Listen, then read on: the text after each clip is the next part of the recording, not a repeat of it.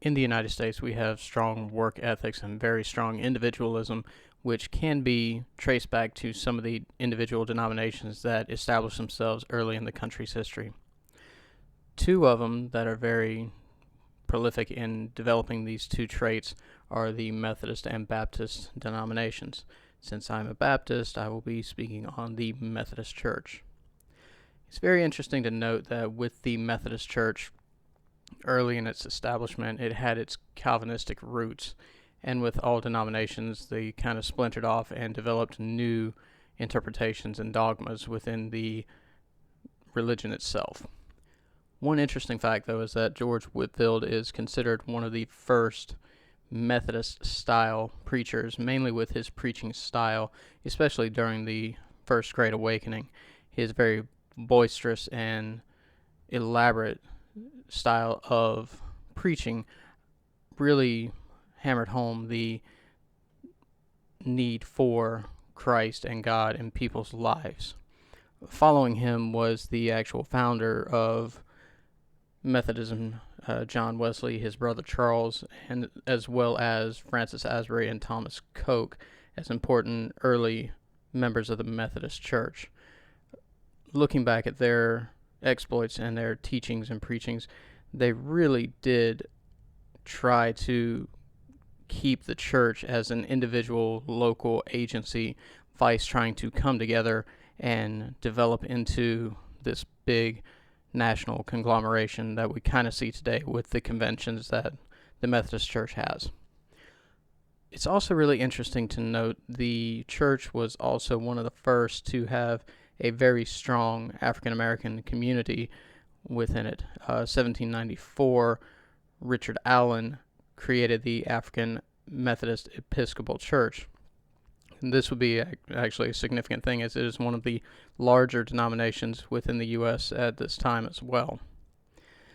Looking at the itinerant preachers that would travel after the Second Great Awakening in Kentucky, the burnt over district of New York, and their progress of doing missions in the Western frontier, still really established that individualistic mindset.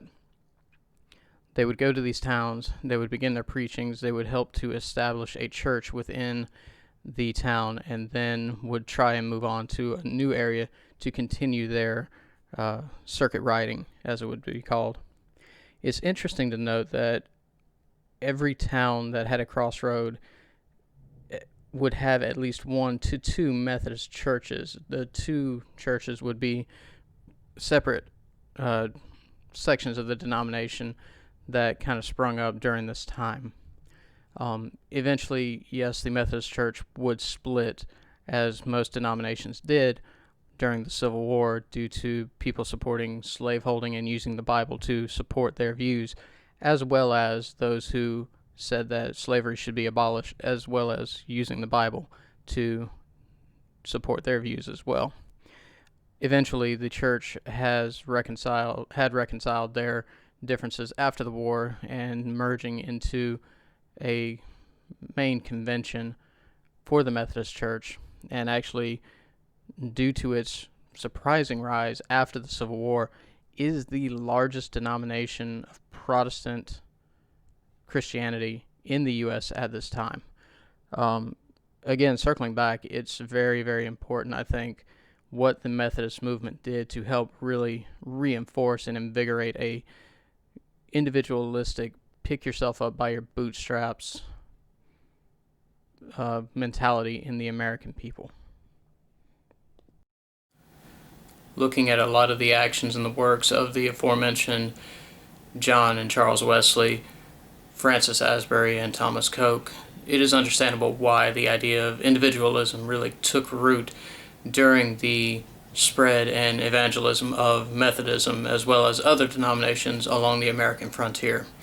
The only way that these people were going to survive was to embrace something bigger than themselves and be working not just for themselves to save their families the hardships of living on a frontier, but also knowing that they would have eternal rest after their hardship and their dedication to their God, their country, and their family.